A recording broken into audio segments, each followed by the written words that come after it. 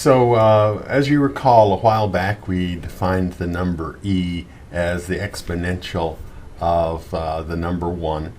And if you follow popular mathematics, you might have seen that e is an interesting number. It's a useful number. In fact, it turns out to be what's called a transcendental number. We're not going to go into that at this moment, but what we're going to do is we are going to show that like the square root of 2, it is irrational. So let's take a look at that.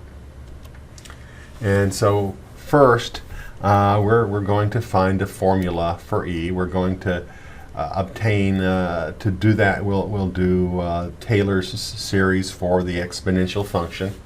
Recall, if you take the definition of the derivative of the exponential function, you get the exponential function again. And so therefore the kth derivative of the exponential function is the exponential function for every k. And so by since the exponential function of 0 is equal to 1, we can get that the Taylor series for the exponential is equal to exp is equal to the sum from n equals 0 to infinity, x to the nth power over n factorial. Okay, and when we evaluate this for x equal 1, it will give us that e is equal to the sum of n equals 0 to infinity of 1 over n factorial. Given this formula, we can make some hay with it. Let's take a look. First off, we can find the error formula for the kth partial sum. That is to say, capital E sub k is the error, is the difference between the number e, the true value of the number e, and E sub k, which is the kth partial sum. Okay. E sub k is going to be equal to the sum of n equal to k plus 1 to infinity of 1 over n factorial. Okay. Given that, note that if we take k factorial times E sub k, this gives us 1 over k plus 1 plus 1 over the product of k plus 1, k plus 2, plus 1 over the product of k plus 1, k plus 2, k plus 3, and etc. forever, each time adding a new factor in the same way. Now, this is kind of complicated to express.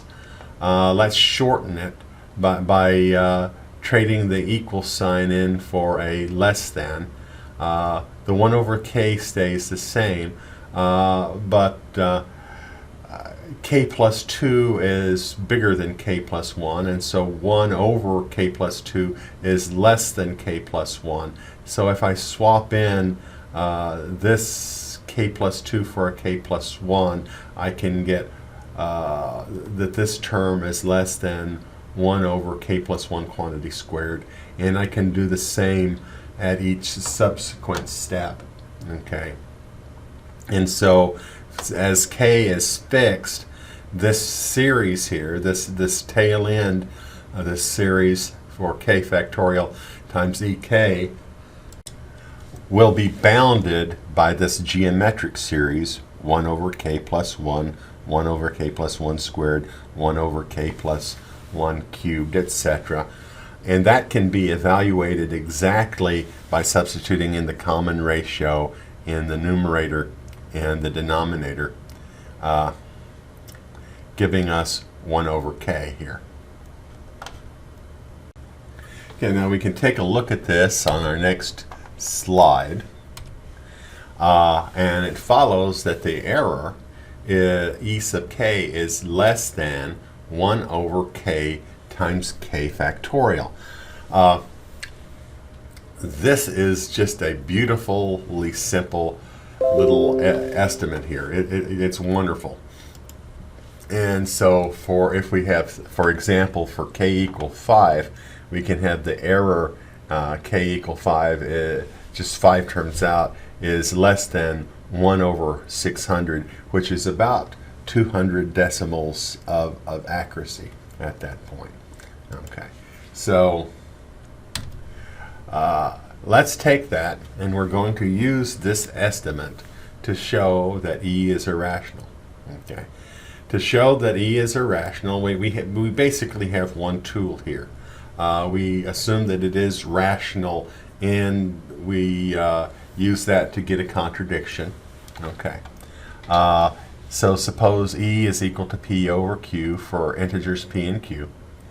Then E sub Q is equal to P over Q minus the sum of n equals 0 to Q of 1 over n factorial. Multiply both sides by Q factorial to clear the fractions out. Okay, and so Q times so P times Q factorial. This is an integer. Q factorial times the sum n equals 0 to Q is it's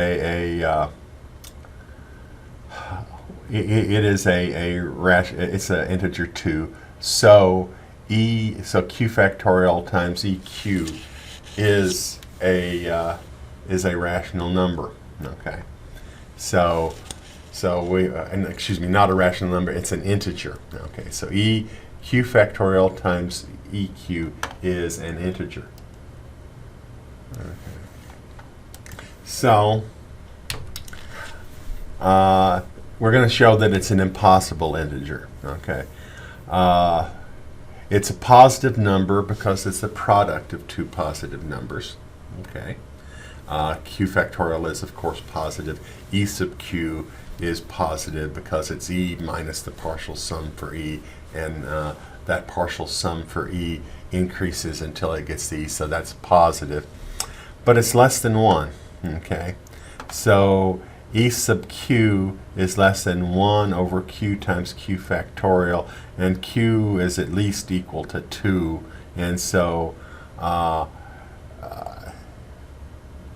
this Q factorial times EQ is less than, 1/2 for sure. That's less than 1, and okay, so we have an integer. It's greater than 0. It's less than 1. I've got a problem with that. Therefore, we have to assume that we have no other alternative than that E is not rational.